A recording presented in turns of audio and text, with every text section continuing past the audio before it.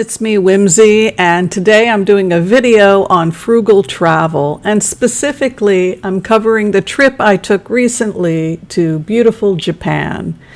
Now, a lot of people feel like they don't have a lot of money, so they can't afford to travel. They dream about the day when they will be able to go to the place of their dreams, and they think that it's an impossible thing to do. But the truth of the matter is that this is a great time to be traveling because travel has never been less expensive.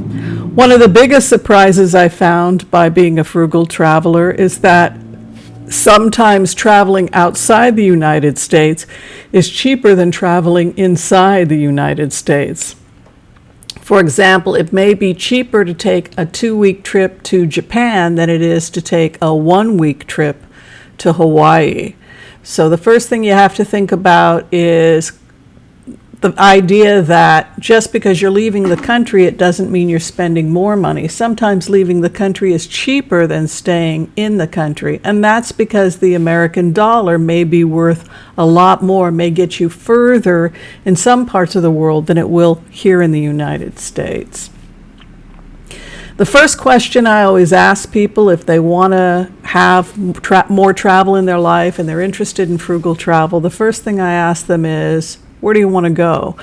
Do you have a bucket list of places that you really want to go? Say you've got limited time, limited money. So the first question you have to ask yourself is, where do you really want to go? What's your top 5, your top 10 places? And that's going to help you focus a little bit more on what you really want to get out of travel versus simply just shopping for a frugal trip. The second thing I would advise people to do is to do your research, because there are times when you can save money on those trips. For example, if you're traveling off season. When you're going to Europe, for example, the high season in Europe tends to start around June and it ends around August. Off season is in the fall and the winter. So if you don't mind traveling in the fall, winter, early spring, then you should be saving a lot of money just because you're going at a time when you're going to be seeing less travel.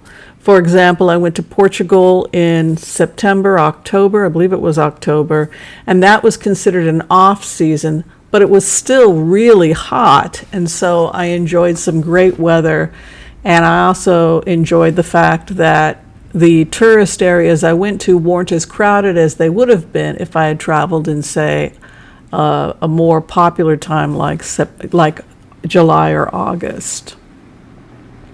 So number 1, find out where you really want to go. Be prepared to do some research. And number 2, think about going off season. So you've picked the place you want to go and you've decided that you're going to go off season. Off season, of course, as I mentioned, would be fall and winter in Europe, and it would be summertime in South America, because in South America, it's the opposite. So in addition to going off season, another thing you want to think about is when you're buying your tickets. For example, I usually shop at Expedia.com. You don't have to shop at Expedia.com. I don't work for the company. But I tend to find that it's really easy to shop for bargains through Expedia.com. Other people use Travelocity. There are many discount places where you can get trips, hotel, etc. And then I will fly midweek.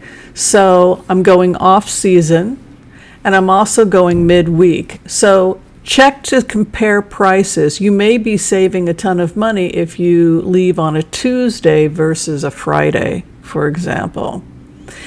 And so when I left, for example, to Japan, I chose to leave on a Tuesday. I believe it was December 1st. It was either Tuesday or Thursday. Maybe it was a Thursday.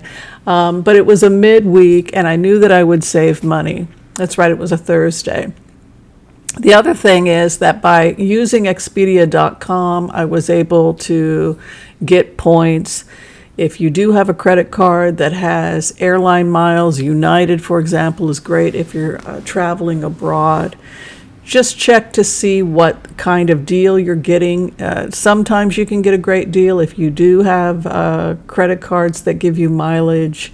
Sometimes not. Sometimes it's worth it. Sometimes it isn't. I don't do that, but I do collect points on Expedia and then use that towards future trips. So I flew out on a Thursday. I flew out off-season December 1st to Tokyo. Japan is a really long country. It has a north area, which is nice and cold in the summer months. So if you're trying to get away from the heat and you do decide to go to Japan, which I wouldn't recommend because it's extremely hot, but if you do decide to go, you would want to tour northern Japan. And in the wintertime, you would want to tour southern Japan. So that's what I did. And the weather was great. There was no rain, and the average temperature was about 60, 65 degrees every day. Sometimes it got up to 70. So it was perfect weather for hiking and traveling and walking, which I did quite a bit of.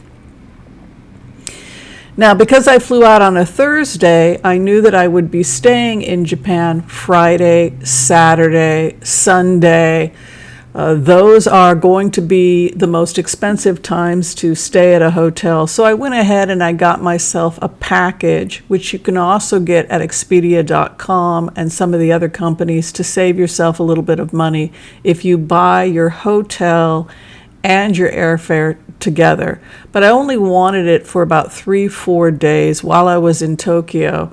Now on weekends, I tend to stay in the cheaper places like the hostels, because that's when things are going to be most expensive. So remember, you want to stay in the cheaper places on the weekends. The good news is on the weekdays, Mondays, Tuesdays, Wednesdays, when there aren't a lot of people at the hotels, you may be able to upgrade to a nicer hotel later in the week.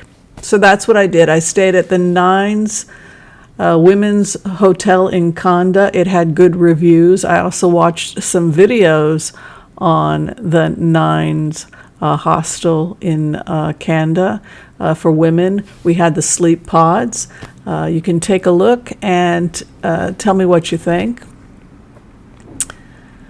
The sleep pods actually were a lot wider and a lot more comfortable than they looked. I had plenty of room, and when I think about my downtime here at my own home, it's usually me sitting on my bed playing with my computer, and that's pretty much what I did in the pod. Also, when I first arrived in Japan, I had a lot of jet lag, and so I often will spend a day or two just sleeping and resting, so I really didn't need a nice fancy hotel for that. And so again, I chose weekends at an inexpensive place like Kanda, and that saved me a lot of money.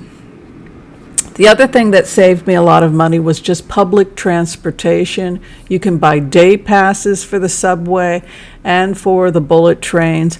But quite frankly, I don't know if I would recommend that. I would instead recommend just buying one ticket to the location or the area you want to go in, and just focus on one area a day. Otherwise, you're going to be completely overwhelmed.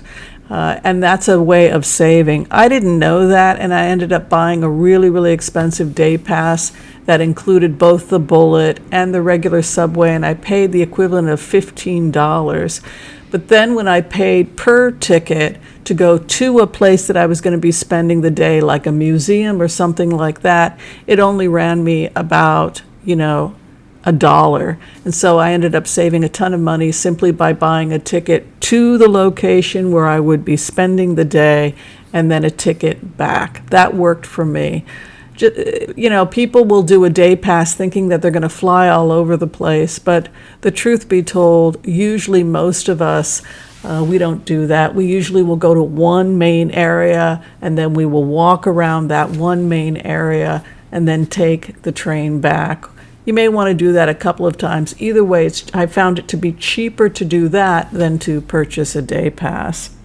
It can be a little bit frustrating when you first learn the subways in Japan, because they have both bullet trains like the JR line, and they also have just the regular subway. So that can be a little bit disorienting, but once you figure that out, it was really easy to take the subways, and yeah, I was completely acclimated. It was fine. The country itself has a really low crime rate, so it's extremely safe to travel in Japan. You're not going to have to worry too much about safety. I mean, obviously, you want to use the same common sense you would here in the United States, but very little, if any, homelessness, very little crime, no guns. They don't allow guns. The people don't own them. So you're seeing a much lower crime rate than you would experience, say, in the United States. Like I said, in terms of cheap hotels, I did treat myself to some really great hotels, but I looked for deals, and there were a lot of hotels that were dirt cheap simply because they wanted to get guests between Mondays and Thursdays. The last thing in terms of saving money, I did partake of a couple of the lunch specials. I tend to go out for lunch and treat myself to lunch, which is a lot cheaper. And then for dinner, I tend to be not really want to go out at night. I tend to get exhausted at night when I travel just because I do so much in the daytime. So for that, you can pick up street food, or you can shop at Lawson's, 7-Eleven. There are also Family Marts, which have prepackaged food and very inexpensive, and take it back to the hostel or the hotel. And that's what I did in the evening. And so I really only spent money on my lunch, and usually those ran anywhere from $5 to $10, no more than that. There were a couple of times I treated myself to sushi, but even sushi, I found some inexpensive places where I was able to have a large amount of sushi for like $20. The last thing I would say is that you really want to pace yourself. It can be easy to be overwhelmed because you want to see so much, and that can be a little bit exhausting, and you don't want to come back from a vacation more exhausted than you were before you got there. Really take the time to enjoy the things you see. Don't overwhelm yourself by trying to do too much. Everywhere I went was basically free, with a few exceptions for, I believe, one monastery where I paid the equivalent of, I think, $2 entrance fee to see some of what was inside the monastery. But for the most part, the parks were free, the monasteries were free, the markets are free. And so you're not really spending a lot of money to go to any of the sites that you want to see. Overall, for the entire trip, I was there for 2 weeks. I spent, I believe, something like $2,500, and that's because I got a couple of gifts, candy, etc., for friends. But certainly, if you are just staying in the hostels, you can certainly bring the price down from there. The other reason that it was $2,500 for 2 weeks was because I did stay in some of the expensive hotels also in the middle of the week, and I'll probably do a video on those as well. So that's my review. I would also say that the Kanda Hotel, the women's hotel at Kanda, is great. Don't pay extra for their breakfast. If you do decide to stay at the women's 9 hotel, 9 hours hotel, women's 9-hour hotel, I would not pay for the breakfast, because the breakfast is just a Starbucks card. And so instead, I would recommend that you go across the street from Starbucks and check out Saint Michel if you are staying at the 9 Hours Kanda Hotel, because they have great coffee and they have great breakfast,